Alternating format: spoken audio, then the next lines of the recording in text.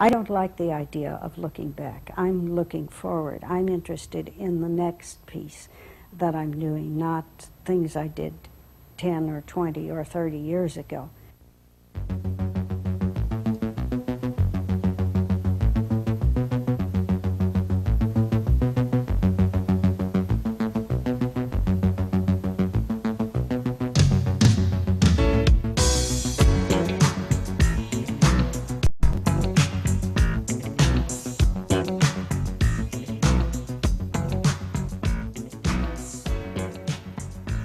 Katherine Westphal's work transcends any one medium. Her creative process can best be described as collage. Working in her Berkeley studio, she combines unexpected elements, textures, and images to create clothing that reflects her unique perspective. I was an only child, and my mother wasn't particularly interested in having me around all the time, although she spent a great deal of time giving me things like scissors and sewing materials and paints and crayons. And so from the time, I suppose I was 3 years old, I just am roughly saying this, I would cut, paste, sew, what have you, constantly, because this kept me occupied. I went to Los Angeles City College, and I thought I was going to be a commercial artist. This was, I found out this was not where I really wanted to be, because I went to Art Center School one summer vacation, and I found out I was not interested in the hard discipline and learning the very prescribed techniques, very rigid thing that commercial art required. She continued to study painting and received her master's degree from the University of California at Berkeley. Eventually, she accepted a position teaching design at the University of Washington, where she met and married textile designer Ed Rosbach. They returned to California when he accepted a teaching position at UC Berkeley, where she decided to study textile printing. So I went back to the university. A friend was teaching, Mary Dumas was teaching printed textile design, and I learned how to print textiles from her. And so I did a number of samples which I then was going to sell to industry. Katherine established contact with New York agent Frederick Caroly, through whom she sold her textile designs to the industry for 8 years. I sold as high as any of his artists did. It was an interesting but very pressure. There was so much pressure in this thing. There were slack seasons and high seasons, and you would work all night for weeks until you felt you couldn't do another thing. I don't know, there was a quality about it that required constant working on it and always thinking several seasons ahead.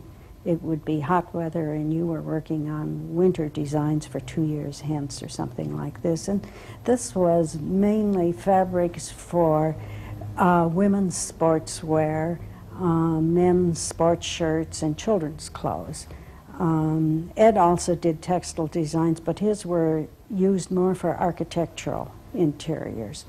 Mine were mainly for clothing things, and it was fun for a while, and then afterwards it just didn't seem to be too rewarding anymore. Well, it turned out that Frederick Caroly always wanted to go around the world, so he decided to retire and go around the world, and he sent back all my old textile designs in a box. And I went through them, threw out some, and then as I keep everything, I collect everything, I just piled them away in a box. And I suppose 4 or 5 years afterwards, I came across this box and thought I should use them for something, so I started cutting them up and making patchwork quilts. And this, I think, is when I really began doing textiles seriously as an art form, rather than something for industry, for another use that somebody else would. I was designing the textiles, cutting them up, making them into another form, which became exactly what I had been doing in painting, except I was changing the material. I was using fabric instead of paint. She returned to teaching when she accepted a position at the University of California at Davis and taught printed textile design for 14 years. It was in the 60s, and the dearly beloved hippies were high on the peck order, and so they believed in doing their own thing, and I was doing my own thing, and so this sort of worked.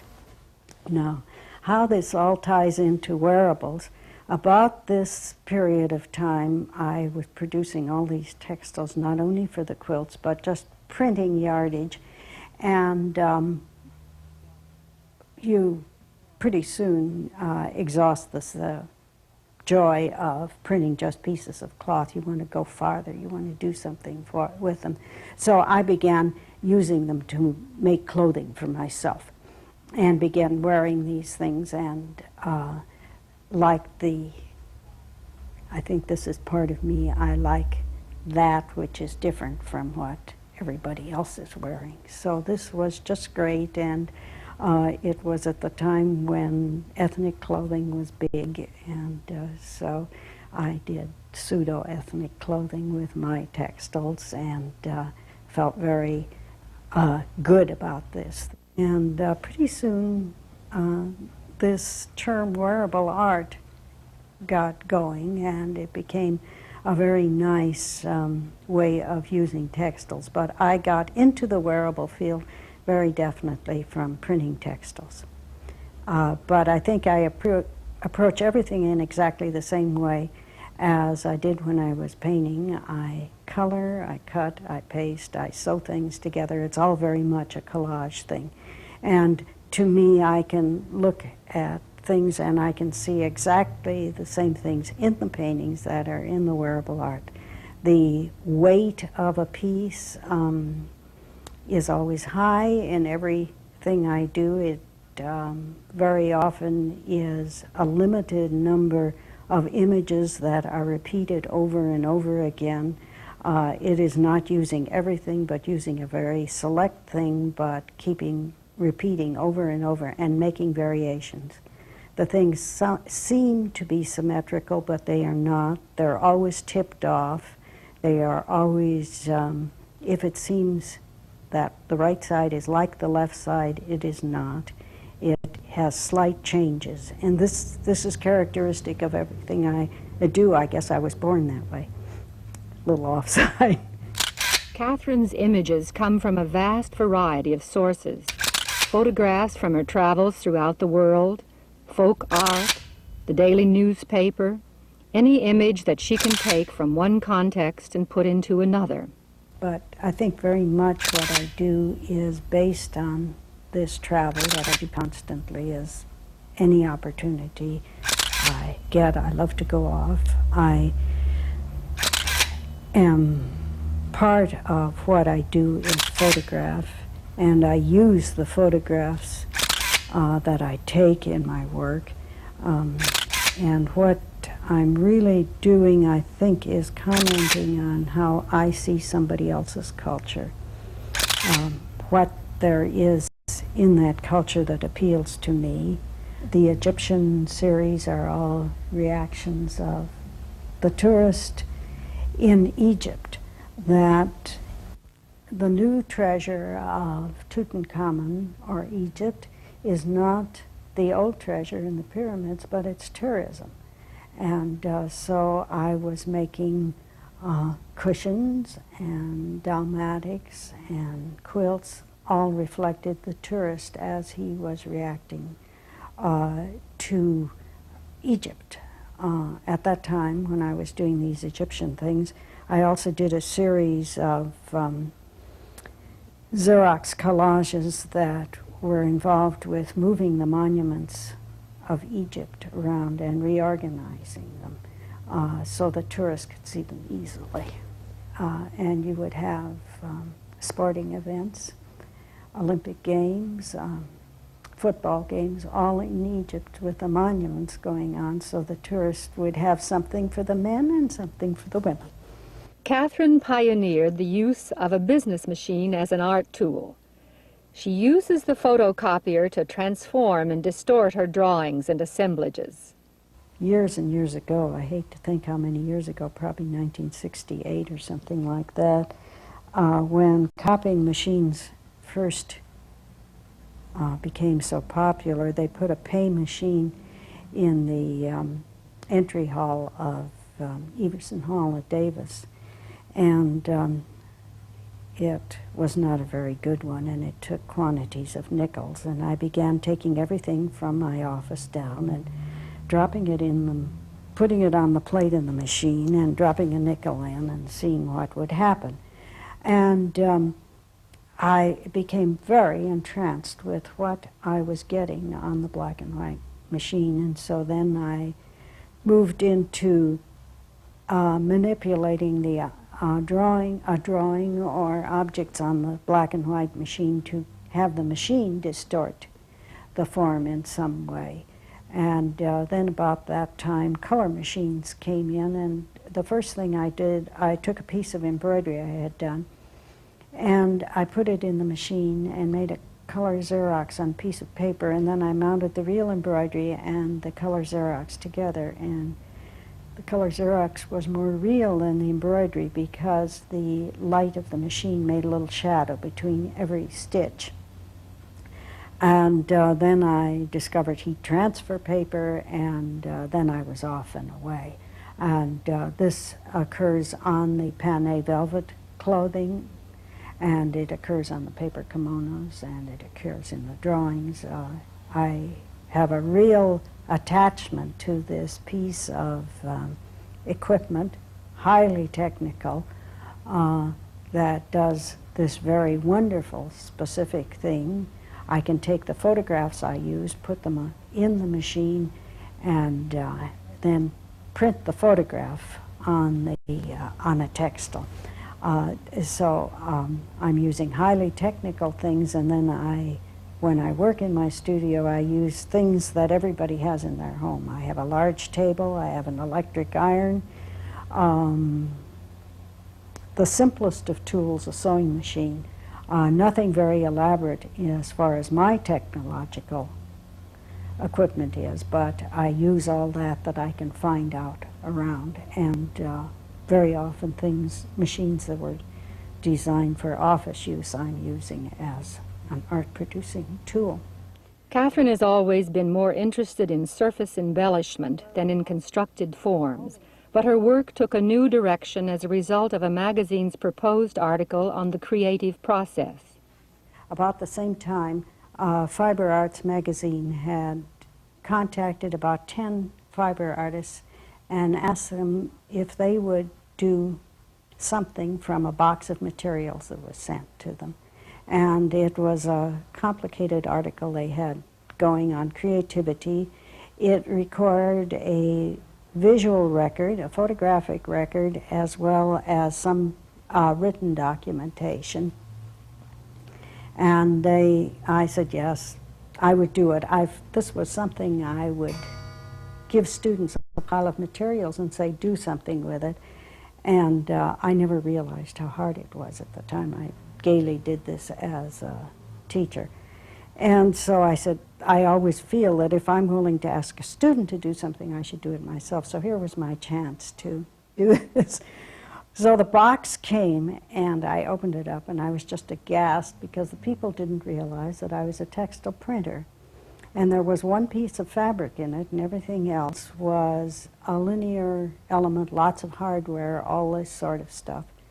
And I couldn't conceive of what I could do with this particular box of material.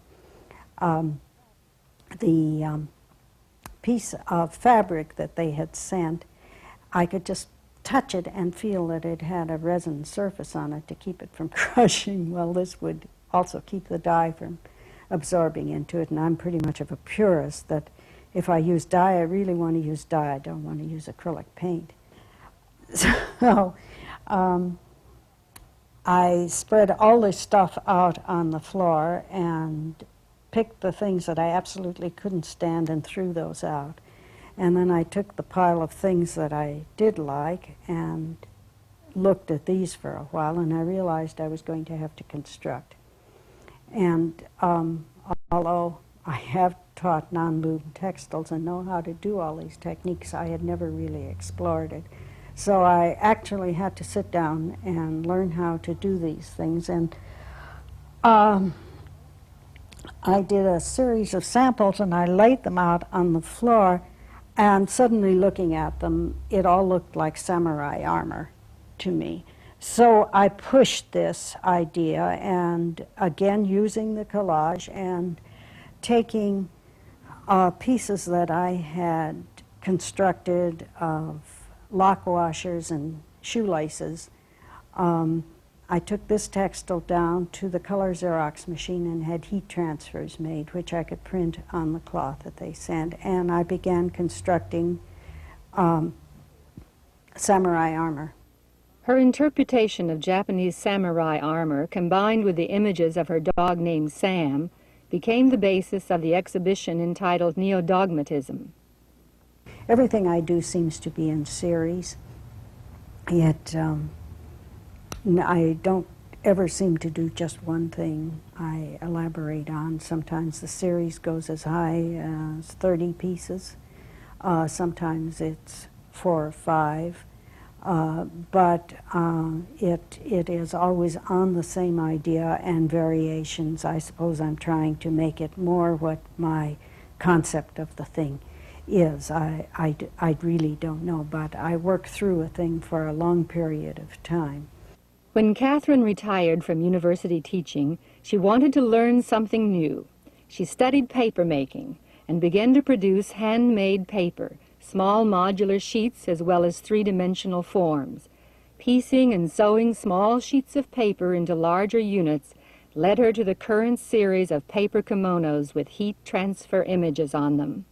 I'm very interested in Japanese textiles and Japanese kimonos, but not Japanese kimonos with Japanese imagery, Japanese kimonos with the imagery of Monet, for example.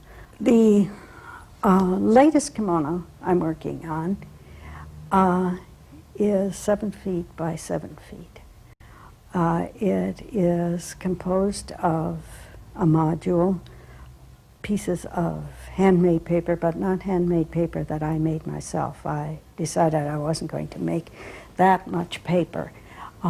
So I found a Japanese handmade paper that has the properties of the paper that I make. But I can buy it in a big sheet and cut it up into this small module of 2 1/4 by 4 1/2 inches.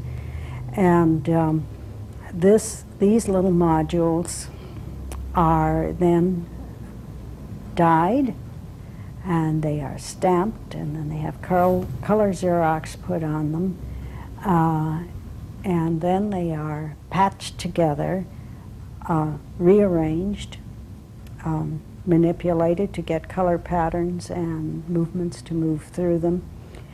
So, and then that's all patched together on the sewing machine. Occasionally it's sewed together with metallic thread, but most often black. The metallic thread drives me wild because it breaks so often. I have to use it on the bobbin of the machine, and to work upside down is a little too frustrating. And since this requires so much sewing of all these little pieces of paper together, it works better to use the black thread. And if I want a metallic sheen on it, I use metallic markers and just draw on the top. These all very much have an idea. I'm trying to communicate a message, and it's very often reflected in the title the piece has. It recalls a particular building in Japan. One of them is named after the Silver Pavilion or Silver Temple. The one is after the Nikko Shrine. I may call it Fafner's robe for the giant in the Valkyrie, but I'm not sure exactly what that is. But it is a combination of textiles from the Shoso Inn, the depository in Nara of the old Japanese textiles and other objects, and photographs of the Belvedere Palace in Vienna with its wonderful lion ladies. 2 points of the world coming together in a kimono. I don't work from sketches. I have an idea. I may make some little rough drawing that is so rough that my husband looks at it and laughs. He says, "You call that a sketch?" And I said, "Yes, this gives me something to go back to when I am off on one of my tangents, which I do very much when I'm thinking about things.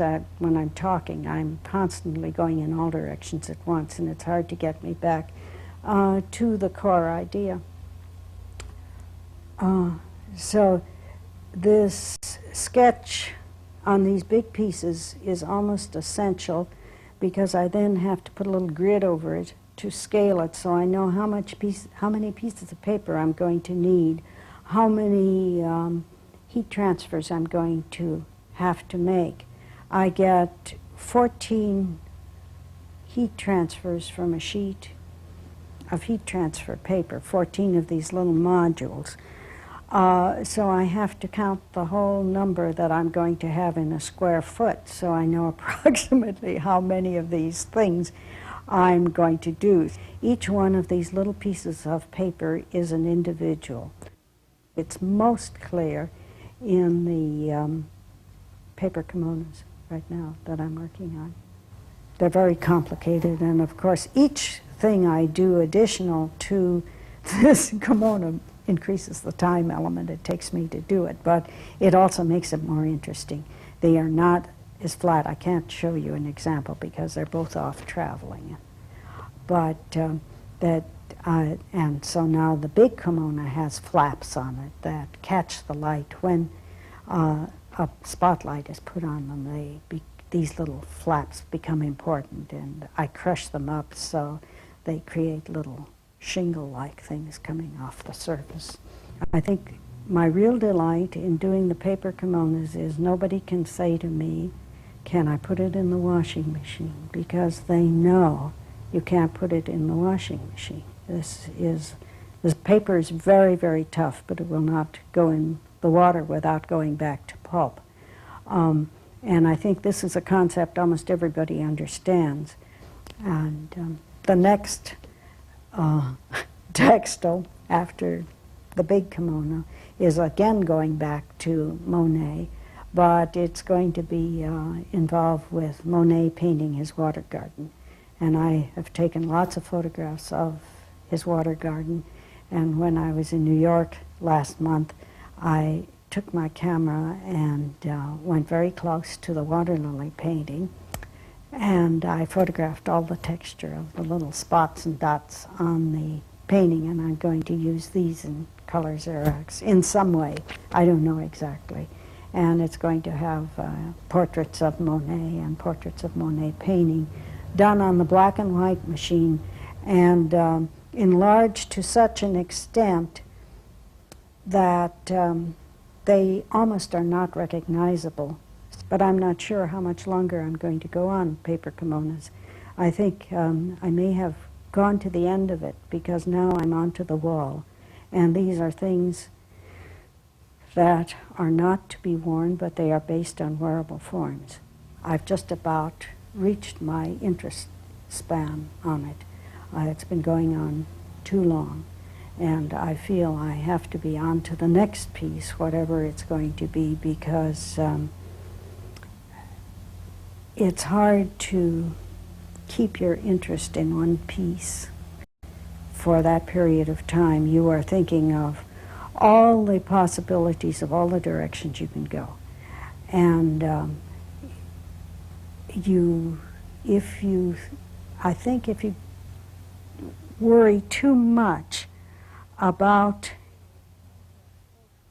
keeping to this central focus, you may destroy the vitality, and you can't follow every whim that you want. You have to be very selective.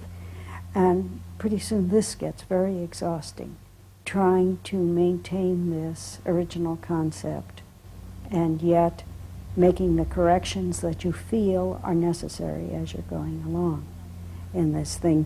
I guess the story of one's life, you have to go back everywhere many, many times, because the first time you're there, you walk past the thing that is going to be important when you get home, and so you have to go back again and see it.